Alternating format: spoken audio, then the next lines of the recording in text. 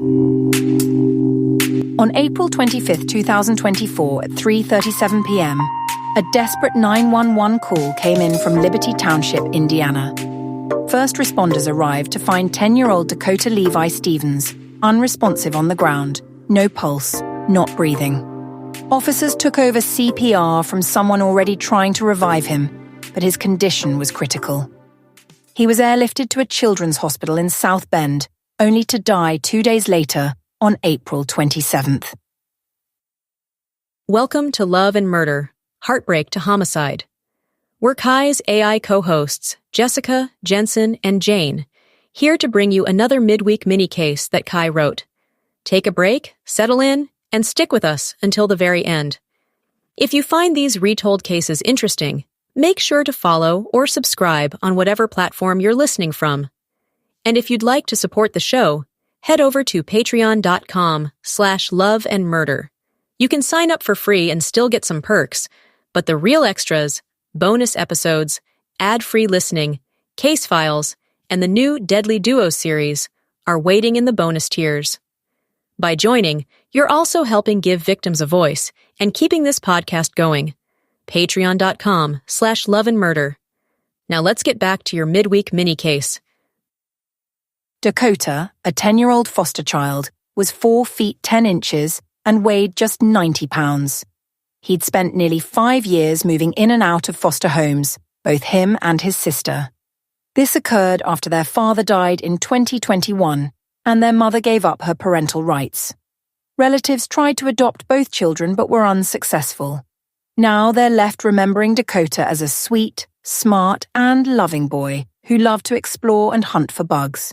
His cousin, Kim Snell, said, quote, "Every bug that he saw, he wanted to explore it. And when he grabbed it, he was like, 'Uncle Levi is here.'"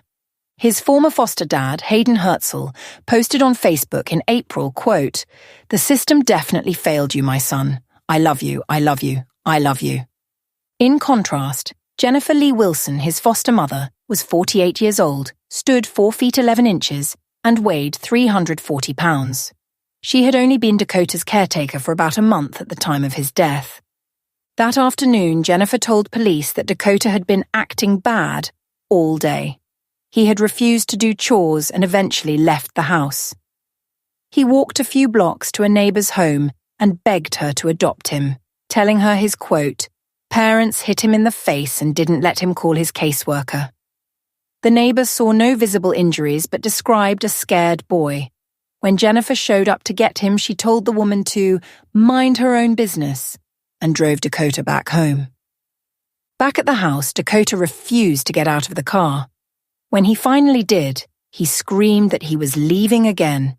Jennifer tried to stop him. She later told investigators she wasn't sure if she had tackled him or if they both fell, but she admitted her intention was to restrain him. Her Ring doorbell camera captured what happened next, and the video revealed more than she admitted. The footage showed Jennifer lying across Dakota's midsection, near his neck and head. At first, Dakota fought back, flailing and screaming, trying to free himself. Jennifer admitted she stayed on top of him for about 5 minutes, even calling his caseworker during that time to, quote, "calm him down." She told investigators that she, quote, "eventually got out of breath due to her weight."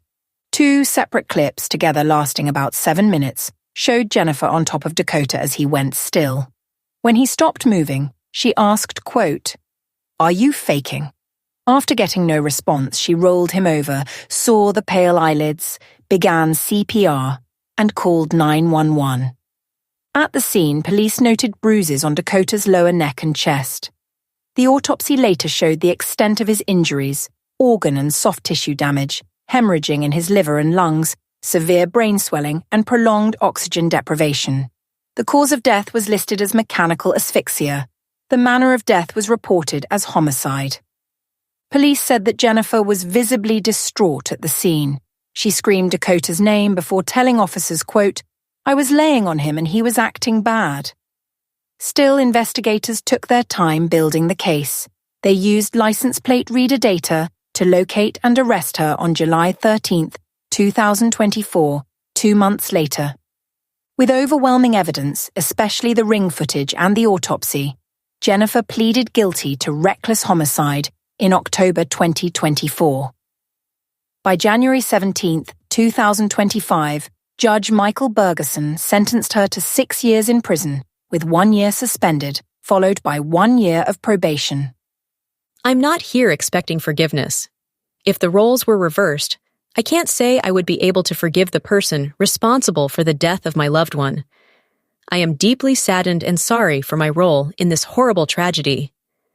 The maximum penalty for reckless homicide in Indiana is 6 years in prison and a $10,000 fine. Family members describe the sentencing as a start toward justice, painful but necessary. His cousin Logan Mills said, "We are pretty happy with the result. It doesn't bring him back, but it's a start." Marley Paris, another cousin, said, I just wanted to say thank you to the courts for listening to us. A third cousin, Mary Snell, said, She's taken a big part of us away from us. She got to live her life for another 9 months after his death. His foster grandfather, Joe Hetzel, said, It gives us a little closure, but will never heal. He will always be in our hearts and in our minds. Still, even in sentencing, questions linger. DCS had placed Dakota in Jennifer's care only a month before. His siblings were also under her supervision, and both were removed following his death. Dakota's death stands as another reminder of how fragile the foster care system can be, and how easily children slip through its cracks. For Hayden Herzl and others who love Dakota, the sense of loss is permanent. As Hayden wrote, quote, "The system definitely failed you." This was a devastating case, and of course, people had a lot to say about it. Kai pulled some of those reactions from around the web, and we're going to share a few with you.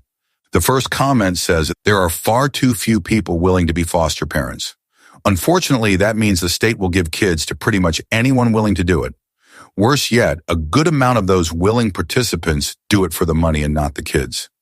Another commenter said, as a licensed ex-foster parent, I'm now retired. I am surprised that she only received 6 years. To qualify as a foster parent, you must attend training and you sign a lengthy contract with your state that specifically prevents you from exercising physical restraint or punishment. And all inappropriate behavior on the part of the foster child is to be immediately reported to child services and, if necessary, the police. This crime should have received more than just a slap on the wrist. A third comment said, he suffered organ and soft tissue damage, liver and lung hemorrhaging, and other injuries. She literally crushed his organs. How evil. When I was a kid, if I got in trouble, my mom or dad would paddle my butt and it was over and we moved on. It hurt a little but was very effective and in no way abusing. Basically, I got busted, paid the price, and me and my loving parents moved on. And the final comment we're going to read today says, the judge should be disbarred. 6 years for killing a child by laying her butt on this little guy. She should have a life sentence. He asked for help. Way too many foster parents are abusive and are just in it for the money. Just check the news. Every time I hear of children being starved or locked in their room with a mattress full of feces, I wonder, what is wrong with our child protective service? And that's the last comment. What did you think of this case and what others had to say about it? Let me know your thoughts in the comments below. And remember, this podcast is listener-funded. Episodes like this one are made possible by my lambs over on Patreon. You can join for free at patreon.com/loveandmurder and still get some perks, but if you want the full experience, then sign up for one of the bonus tiers. By doing that, you're not just supporting the show, you're becoming a voice for the victims and helping their stories be heard. Thank you for listening all the way to the end. Thank you for your support, and we'll see you in the next episode of Love and Murder.